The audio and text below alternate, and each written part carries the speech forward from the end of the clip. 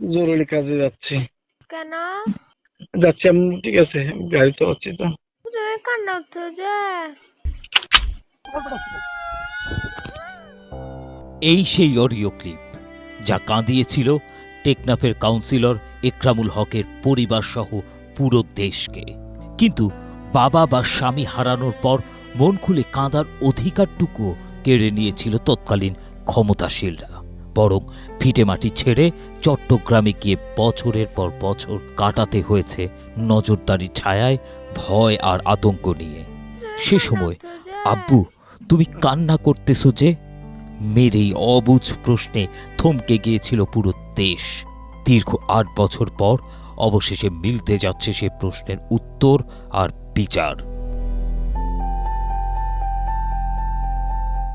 জীবন অবাক না করলে কে করবে? 28% মিল্ক ফ্যাটের অবাক করার সাথে ফ্রেশ মিল্ক পাউডার। জীবন অবাক করুক প্রতিদিন।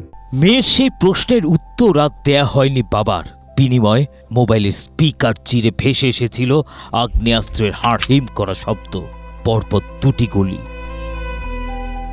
এরপর জীবনের আলো নিভে যাওয়ার করুণ গোঙানি। আর তারপরই যেন পুরো পরিবারের উপর নেমে আসে আযাব। একরামকে ইয়াবা কারবারি বানিয়ে হত্যা জায়েজ করতে চেয়েছিল একদল লোক উপরের নির্দেশে। দৈনিক যুগান্তরের এক প্রতিবেদনে এই সব তথ্য উঠে এসেছে। প্রতিবেদনটিতে বলা হয়েছে হত্যাকাণ্ডের পর থানায় গেলে টেকনাফ থানার পুলিশ স্বজনদের মামলা নেয়নি। আদালতেও আইনজীবীরা ফিরিয়ে দিয়েছিল কেস। একরামের স্ত্রী আয়েশা জানান, তৎকালীন সেতুমন্ত্রী ওবায়দুল কাদের ও স্বরাষ্ট্রমন্ত্রী আসাদুজ্জামান খান কামাল ফোন করে সংবাদ মাধ্যম বা মানবাধিকার সংস্থার সামনে মুখ না খুলতে, কান্নাকাটি না করতে নির্দেশ দিয়েছিলেন। মন খুলে কাঁদার অধিকারটুকুও ছিনিয়ে নেওয়া হয়েছিল তাদের কাছ থেকে।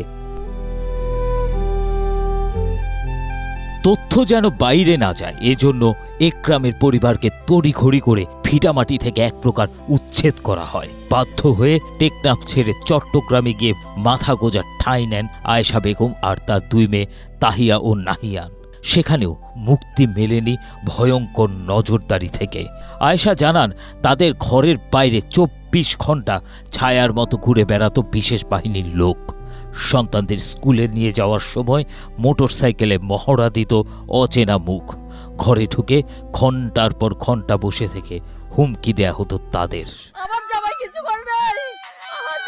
ABM Asaduzzaman, Asia post.